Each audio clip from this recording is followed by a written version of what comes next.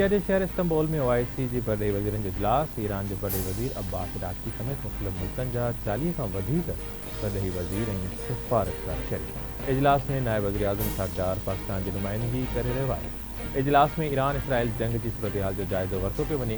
Israeli जारियत जी सख़्त लफ़्ज़नि में मज़म्मत। जंगबंदीअ ते ज़ोर। तुर्किया जे परॾेही वज़ीर ख़ाकान फैदान खे 3 सालनि लाइ OIC जो नओं चेयरमैन मुक़ररु कयो वियो। सेक्रेटरी जनरल OIC ईरान ऐं गज़ा में इसराइली जारियत जी मज़म्मत कंदे चयो आहे त ईरान इसराइल जंग ख़तमु थियणु घुरिजे।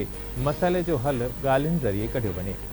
गॾियल क़ौमुनि जे ठहिराउ मुताबिक़ हर कंहिंखे पंहिंजे दिफ़ा जो हक़ हासिलु आहे।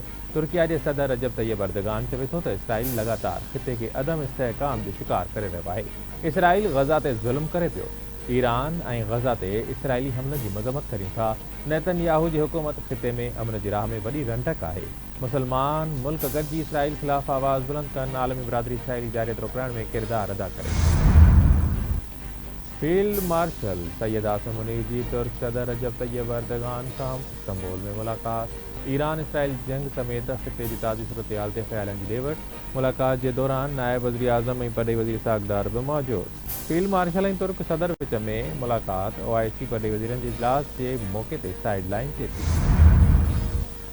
ईरान जो हिकु भेरो ॿीहर इसराइल ते मिज़ाइलनि सां हमिलो। हवाई अॾनि, दिफ़ाई सनअतुनि, कमांड एंड कंट्रोल सेंटर्स ते निशानो बणायो वियो। अरब मीडिया मूजिबि इसराइली दिफ़ाई निज़ाम हैफ़ा तल अवीव ॾखण इसराइल ऐं उतरनि इलाइक़नि में मिज़ाइलनि खे रोकण जी कोशिशि कई।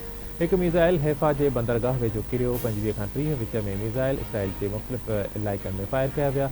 मिज़ाइलनि हमलनि में वधीक 27 ॼणा ज़ख़्मी। इसराइली ज़रियनि मूजिबि ईरानी हमलनि में तल अवीव, नक़ब, हैफ़ा ऐं होलोन में शदीद नुक़सानु थियो।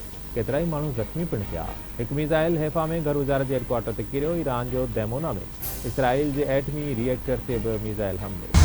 इसराइली फ़िज़ाया जा विच ईरान में हमला। इसराइल जी 15 खां वधीक ईरानी ड्रोन किराइण जी दावा।